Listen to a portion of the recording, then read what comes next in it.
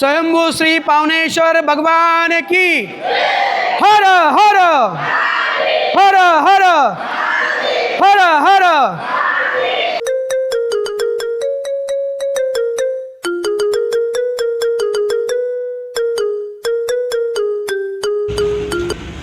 जय गुरा मित्रांनो पुन्हा एकदा स्वागत आपल्या आगरी यूट्यूब चॅनलमध्ये। मग आता आपण आलो आपण पावनेश्वर मंदिरामध्ये।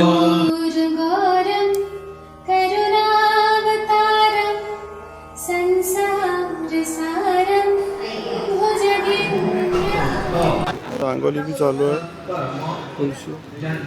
आपला माणूस आहे भाऊ कसा बरस ना सगळे कर आपल्या वाटतं एकविराव कारण आता आमच्या मामासांचे आले रांगोली काढायला भावा एक नंबर रांगोली करतात। चला तर बघू शकता पालखी सजवत कसं। जय श्री महाकाल जय श्री महाकाल बरस ना तर आता रथ सजवतोय भाऊ। आता पालखी आहे किती वेळा निघणार पालखी 11 वाजता आहे दादा। चालेल चालेल चला आता रथ सजवतात तर सर आपण बघू पूजा चालू आहे पूजा जवळ जाऊ चला। ऋषिवर मानस हंस चराचर जनन स्थिती लय कारण भो सांब सदा शिव शंभो शंकर शरणं मे तव चरण युग। पावनेश्वर प्रसन्न साधारणतः 12 वर्षापूर्वी स्वर्गीय श्री चंद्रकांत रामदास पाटील यांच्या अध्यक्षतेखाली मंदिर जीर्णोद्धाराचा आपण सोडलेला संकल्प आज पावनेश्वर कृपा आश्रमाने पूर्ण झालेला आहे। पंचक्रोशीतील असंख्य शिवभक्तांनी जे आम्हाला दानधर्म दिलेले आहे त्यांच्या कृपाशा त्यांच्यामुळेच हे आम्हाला हे कार्य साधना आम्हाला साधता आलेलं आहे। त्यामुळे सर्व पंचक्रोशीतील सर्व शिवभक्तांचे कोटी कोटी धन्यवाद। याच्यापुढे आमच्या मंदिराबद्दल जी पुरातन आख्यायिका आहे त्याबद्दल नवनिर्वाचित नगरसेवक श्री शशिकांतजी भोईर साहेब हे तुम्हाला आणखी थोडंफार जास्त सांगू शकतो। ठाणे वेलापूर पट्टीतलं अत्यंत पुरातन असं नवी मुंबईतील एकमेव मंदिर आहे आणि या मंदिरामध्ये देश स्वातंत्र्याच्या आधीपासून अगदी आख्यायिका सांगितली तर पांडव कालापासून या मंदिराची पूजा अर्चा या ठिकाणी पावणे गावातील ग्रामस्थ आणि आजूबाजूचे सर्व गावातील ग्रामस्थ आणि शहरातील सर्व भाविक याच्यामध्ये करत असतात आणि हे मंदिर अत्यंत नवी मुंबईतील जुनं आणि सर्व भक्तांना आधार देणारं आशीर्वाद देणारं असं मंदिर आहे। आणि ह्या मंदिराच्या प्रमुख जडणघडणीमध्ये अत्यंत जुन्या जाणत्या सर्व भाविक भक्तांनी याच्यामध्ये आपलं योगदान दिलेलं आहे। त्याच्यामध्ये रामदास पाटील यांचं नाव प्रामुख्याने घ्यावं लागेल आणि त्याचबरोबर गणेशजी नाईक यांनी ह्या मंदिराच्या उभारणीसाठी अत्यंत मोलाची अशी मदत केलेली आहे। आता आमच्या ग्रामस्थातले अतिशय वरिष्ठ हबप श्री नवनाथ भोईर साहेब हे आता आपल्या मंदिराबद्दल थोडी जास्त माहिती आपल्याला देतील। जागृत मंदिरेश्वर आहे आणि प्रत्येक माणसाला पावणा काही नवस केले तरी पावणारा हा पावणेश्वर मंदिर व्याख्या बरीच आहे। जुन्या काळातली इथे एक पुराण काळात एक साधू होते त्या साधूपासून इथे ही स्थापना झाली तेव्हापासून फल प्राप्तीसाठी अगदी प्रसिद्ध आहे। आता आपल्याला भोईर साहेबांनी स्वयंभू पावणेश्वर देवस्थानबद्दल सांगितलं। हा साक्षात पावणारा मंदिर आहे। इथे प्रत्येकाची इच्छा पूर्ण होते। हा स्वयंभू असल्या कारणाने जे जे तुम्ही मागता त्याची परिपूर्ण इच्छा इथे तुम्हाला पूर्णत्व येते असा अनुभव असला हा देवस्थान। आता आमचे हबप श्री एकनाथ महाराज पाटील आता अधिक माहिती तुम्हाला मंदिराबद्दल देतील। मंदिराच्या बद्दल बोलायचं झालं तर जुन्या काळामध्ये अक्षरशः येणं मुश्किल असतं नाल्यातून यायचं दर्शनाला इथे एवढं प्रसिद्ध हे होतं ऐकलं का। तर त्याच्यानंतर काय झालं आता ही काम करणारी समाज म्हणजे पूर्वी ते अक्षरशः कठीण अक्षरशः तेल मिळणं मुश्किल असायचं तेव्हापासून काही इथं बत्ती करणारे लोक होती गावाची। मग त्याच्यानंतर अशी परिस्थिती झाली का दिवसांदिवस वाढत गेलं। मग असं हे तरुण पिढीने हातात घेतलं ना मंदिर चांगलं बनवायला घेतलं त्याच्याबद्दल मी त्यांना आभार मानतो। आता जसं आता एकनाथ पाटील साहेबांनी जी माहिती दिली आता त्याच्यानंतर आमच्या गावातल्या अतिशय वरिष्ठ हबप विठाबाई लक्ष्मण पाटील या आपल्याला अधिक माहिती देवस्थानाबद्दल देतील. धन्यवाद. मी स्वतःला भाग्यशाली समजते का माझे या पावना गावात येणं झालं. पहिल्यापासूनच मला आवड होती शंकराची आणि इथे आल्यानंतर माझ्या वरिष्ठांच्या, माझ्या सासू सासऱ्यांच्या, आमचे बाबा होते रामदास नारायण पाटील, त्यांच्याकडून मला कळालं शिव मंदिर इथं स्वयंभू आहे आणि मला अत्यंत आवड निर्माण झाली आणि तेव्हापासून मी कधीच याची साथ सोडलीच नाही. हे भगवंत असे आहेत का याच्याजवळ काही मागाल ते देणार देव आहे. कुठलाच याच्यामध्ये काही कमी पडत नसेल, तुम्ही त्याची सेवा करून बघा. हे माझं लग्न झाल्यापासून मला असं एकही दिवस जात नाही का देवा शंकराचं नाव नाही घेतलं म्हणून. आणि हे मंदिर मला असे वरिष्ठ सांगायचे आमचे पूर्वज का जवळजवळ 1200 वर्षापूर्वीचे आहे स्वयंभू शिवलिंग. आणि काशीचे महाराज आले होते इथं 8 दिवस राहिले होते, तेव्हा आम्ही हरिपाठाला यायचो. तर त्यांनी मला सांगितलं की इथे एक शिला आहे आणि त्या शिलेवर कोरलेलं आहे त्याची गाथा आणि त्याचं इसवी सन किती साली स्वयंभू शंकर इथं बसलेला आहे. तर हा लेख त्या शिलेवर तुम्ही वाचून बघा आणि ती शिला व्यवस्थित ठेवा, दुसऱ्या पिढीला कामा पडेल अशी माझी विनंती आहे आताच्या युवा मंडळीला. धन्यवाद. धन्यवाद. जय पावनेश्वर. आता आमच्या वरिष्ठ वहिनी मंदा खराडकर आपल्याला आता आणखी त्यांच्या ज्या नवस आणि इच्छा पूर्ण झाल्या भगवान पावनेश्वरांनी, स्वयंभू पावनेश्वरांनी त्यांच्या मनातल्या ज्या ज्या इच्छा पूर्ण होत्या त्या त्यांना नेहमीच पूर्ण झालेल्या, त्या अनुभवाबद्दल ते आपल्याला अधिक सांगतील. नमस्कार. पावनेश्वर भगवान की जय. म्हणजे पावनेश्वराची अशी माहिती आहे का प्रत्येक माणसाला त्याचा अनुभव आलेला आहे. मला तर खूप आलेला आहे, कारण माझ्यावर जेव्हा जेव्हा संकट पडले तेव्हा तेव्हा मी त्याला हात जोडून डोळे भरून त्याच्यासमोर म्हणजे अक्षरशः रडलेली आहे. पण त्याच्यातून त्याने मला एवढं तारलेलं आहे त्यामुळे मी त्याची माहिती सकाळी सकाळी दर सोमवारी मी त्याच्या दर्शन घेऊनच पाणी पिते. तोपर्यंत मी काय खात नाही पित नाही. आणि ते गेल्यावर एवढं समाधान वाटतं आणि त्याच्याकडे बघितल्यावर म्हणजे असं अजूनपर्यंत आता तर सगळे चांगले दिवस आहेत सुखाचे, पण जेव्हा जेव्हा दुःखात त्यांनी मला साथ दिलेली आहे, भरपूर साथ दिलेली आहे.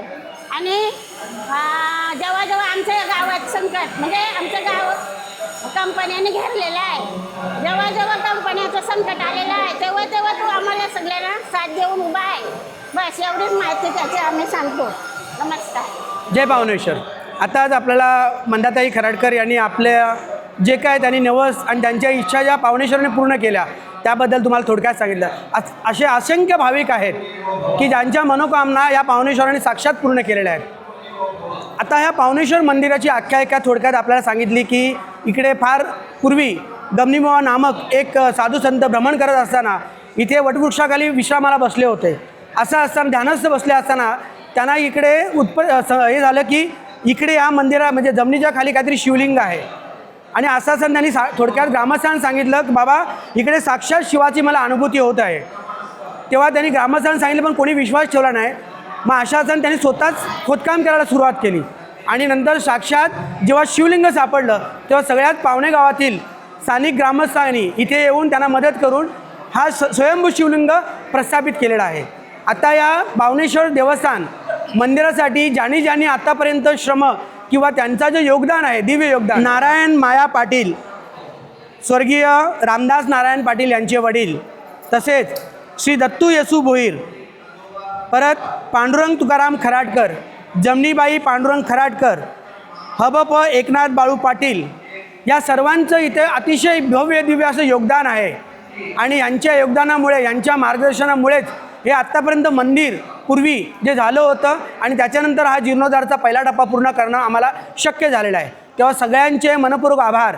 त्यांच्या कृपा आशीर्वादाने सर्व आम्हाला शक्य झालेलं आहे. तेव्हा सगळ्याच ग्रामस्थांचे ज्ञात अज्ञात जे काही शिवभक्त आहेत ज्यांनी आम्हाला भरघोस मदत केलेली आहे त्यांच्या सगळ्यांचे पावनेश्वरातर्फे आभार आभार आभार. स्वयंभू श्री पावनेश्वर भगवान की हर हर हर हर हर हर.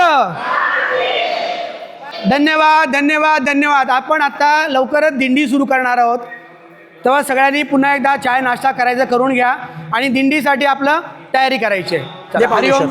मगाशी विठावहिनींनी सांगितल्याप्रमाणे जो शिलालेखाचा उल्लेख केला होता, तर हे साधारण शिलालेख आहेत. शास्त्राप्रमाणे चंद्र कळस असलेला हा शिलालेख 700 ते 1000 वर्षापूर्वीचे हे शिलालेख आहेत, अशी आख्यायिका आहे. हर हर महादेव, ओम नमः पार्वती पते, हर हर महादेव. तेव्हा सर्वांनी आपापले जे काही तुळस, ज्ञानेश्वरी ग्रंथ वगैरे असेल त्याची तयारी करायची आहे. एक जास्तीत जास्त पुढच्या 10 मिनिटात आपली दिंडीला सुरुवात होणार आहे.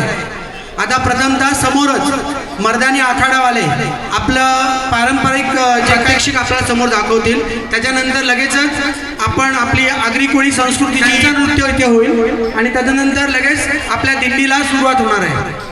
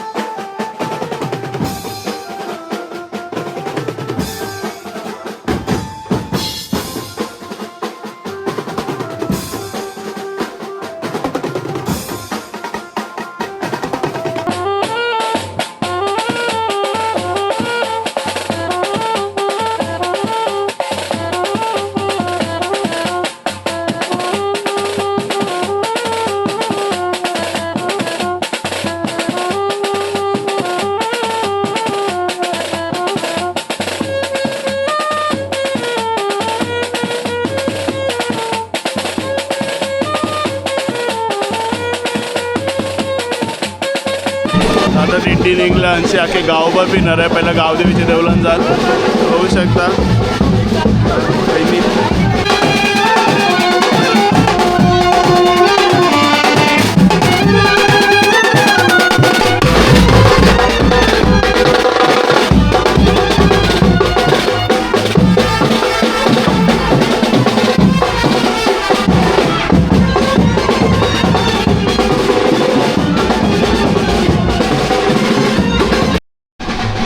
पालखी आता देवला एक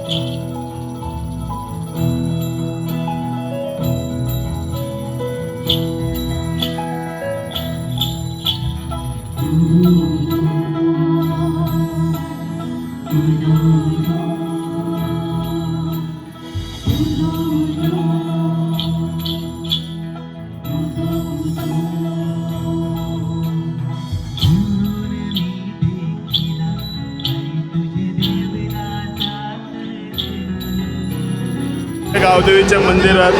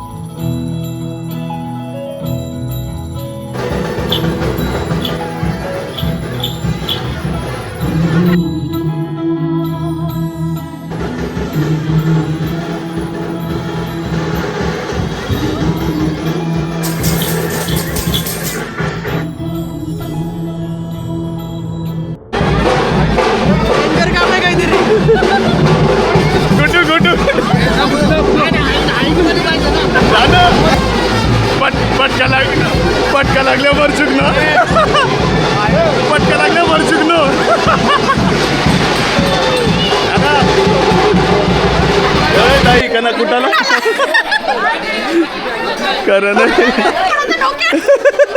नंदमामा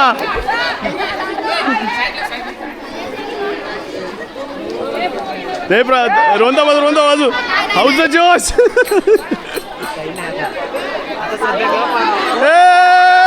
परली उभा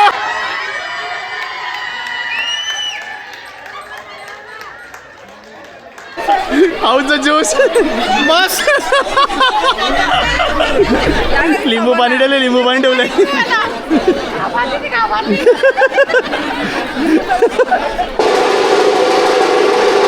कैसा वाटला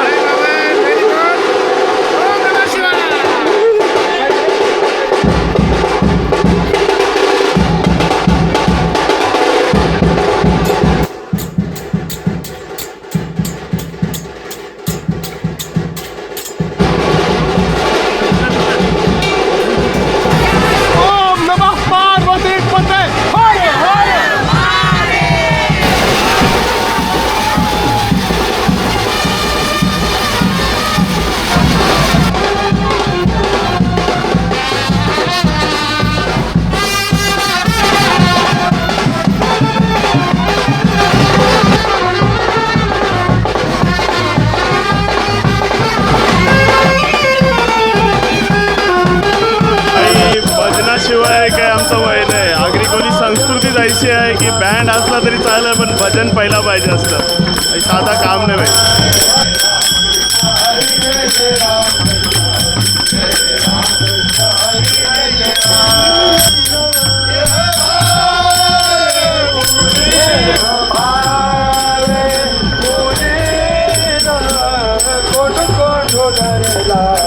प्रदक्षिणा मारणाऱ्या अख्या गावाची आता पहिले एक अमालीशी बाहेर निघणार आहे. त्याका परत ते दुसरी जो आपला मागचा रोड आहे तो अख्खा कव्हर करून डायरेक्ट परत मंदिरात जाणार आहे.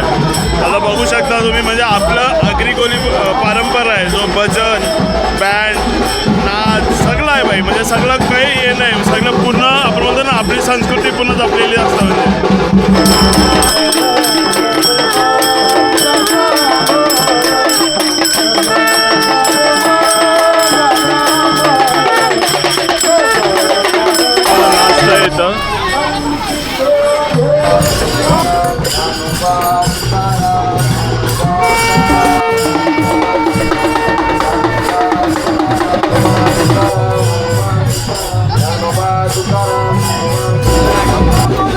पालखी पोहोचलेली आहे आपल्या परत मंदिरात. अख्खी गावाची प्रदक्षिणा मारून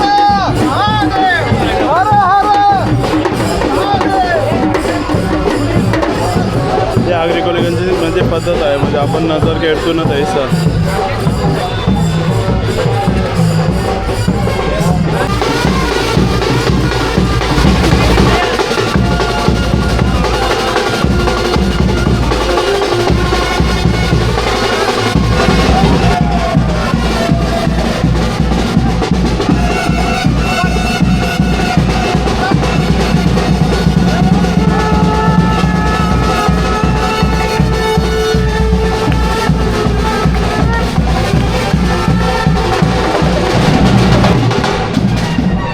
मारुतीची मूर्ती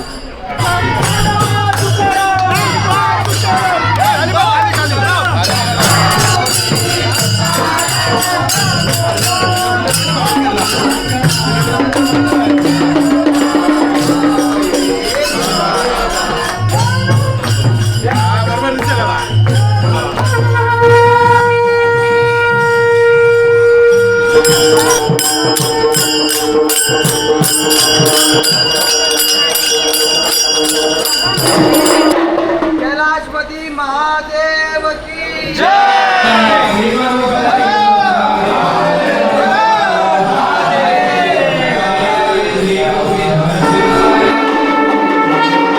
अजून सजावट चालू आहे. महाशिवरात्रीला भाई फुल जल्लोष असता. अशा प्रकारे प्रतीक दादाचा कॅमेरा आपल्या हातात आलेला आहे. भाई कसं वाटतंय तुला? सकाळपासून फुल जोर का दमल्या होता. आता असं वाटतं घरा जाऊन आपला काय आपला मोबाईल भाई शेट माणसं काही नाही. आता दिसतंय कोण शेट माणसं आहे. DJ ॲक्शन 5 त्याला बघ सगळे स्पॉन्सर देतात. मी स्पॉन्सर आले बघ. दाखव लवकर. ओ कभी आए ये बड्डेला बड्डे की पै ऐसा आहे का साधं काम नाही हे बी कॉन्सर्ट आहे DJ आहे डीजे आहे डायरेक्ट आज आमच्या श्री पावणेश्वर देवस्थानाला आम्ही 2013ला हे जीर्णोद्धारचा संकल्प केला होता स्वर्गीय श्री चंद्रकांत रामदास पाटील यांच्या अध्यक्षतेखाली.